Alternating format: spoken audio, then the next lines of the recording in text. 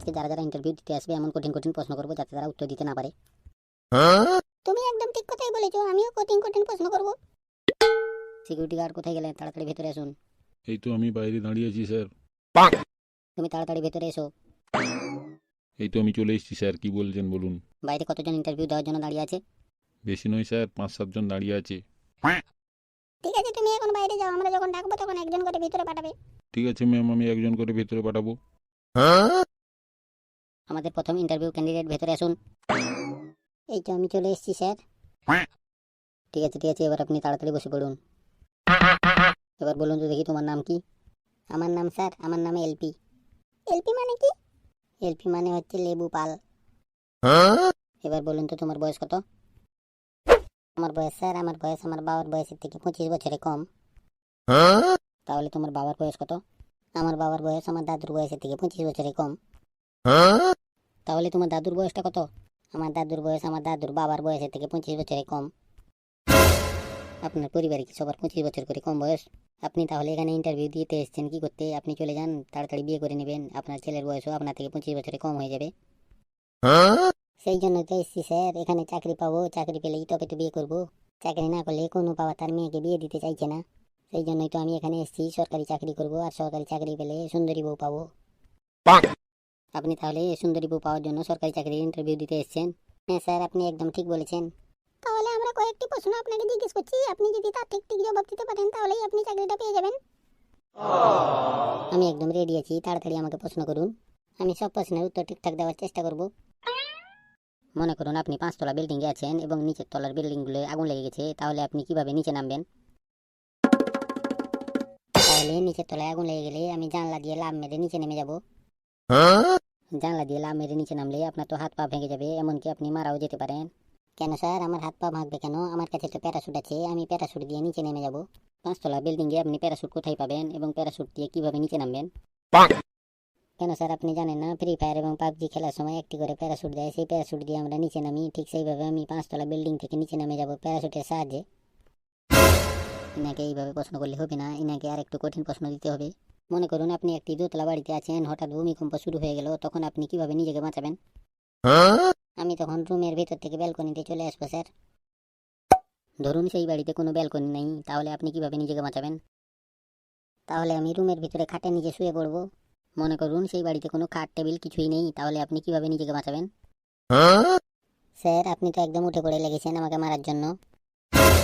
ঠিক আছে, তাহলে আর একটি প্রশ্নের উত্তর দিলেই আপনার ইন্টারভিউ শেষ হয়ে যাবে। ঠিক আছে, তাহলে বলুন স্যার, আমাকে কি প্রশ্নের উত্তর দিতে হবে? ধরুন আপনি রাস্তা দিয়ে হেঁটে যাচ্ছেন এবং পিছন থেকে একটি মোটরসাইকেল আপনাকে ধাক্কা মারলো, তখন আপনি কি করবেন? স্যার, আমি কি আপনার কোনো পুরনো শত্রু নাকি? আপনার প্রত্যেকটা প্রশ্ন আমাকে মারার ধান্দা করছেন।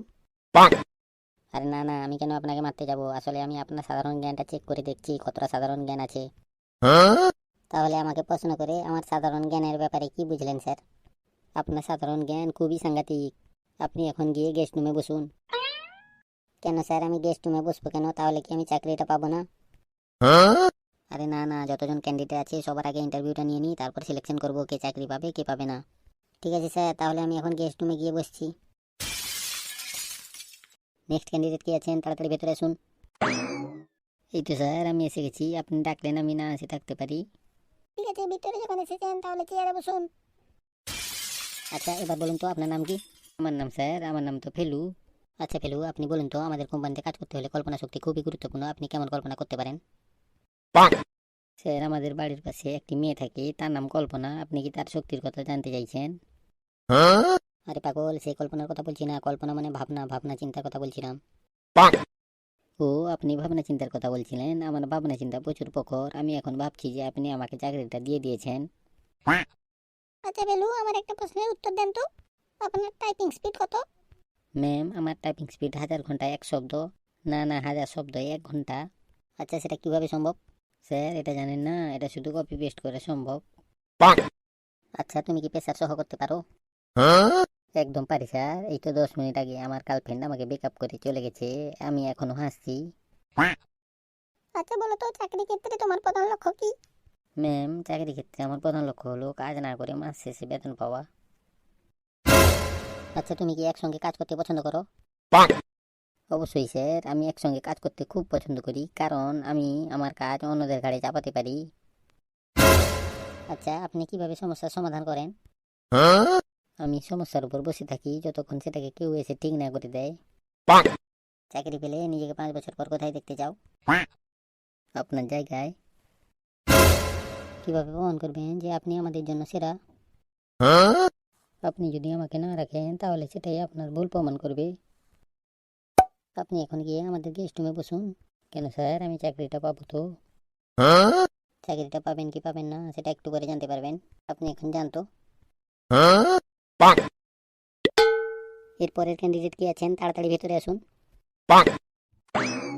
এই তো আমি চলে এসেছি স্যার। ঠিক আছে, বসে পড়ুন। এবার বলুন, তোমার নাম কি? আমার নাম ডেবলু। আচ্ছা ডেবলু, বলো তো আমাদের কোম্পানিতে তুমি কেন কাজ করতে চাও? স্যার এটা জানেন না, আমি টাকার জন্য আপনার কোম্পানিতে কাজ করতে চাই। আচ্ছা, তুমি কাজ করার জন্য কতটা অ্যাক্টিভ? স্যার আমি ফেসবুকে পোস্ট করার মতোই অ্যাক্টিভ। আচ্ছা, আমার একটা প্রশ্নের উত্তর দাও তো। আমরা যদি আপনাকে চাকরিটা দিই তো আপনি প্রথমে কি করবেন? ম্যাম আপনারা যদি আমাকে চাকরিটা দেন তাহলে আমি প্রথমে বাড়িতে ফোন করে বলবো আমি চাকরি পেয়ে গেছি। আচ্ছা, আপনার ভবিষ্যৎ পরিকল্পনা কি? স্যার আমার ভবিষ্যৎ পরিকল্পনা আপনাদের মতো বড় বস হয়ে অন্যদের ইন্টারভিউ নেওয়া। না না, একে চাকরিটা দেওয়া যাবে না। আমার মনে হয় একে চাকরি দিলে ভবিষ্যতে আমাদের চাকরিটাই খেয়ে নেবে। ঠিক আছে, তুমি এখন পাশের রুমে গিয়ে বসো, আমাদের যখন দরকার হবে আমরা ডেকে নেব।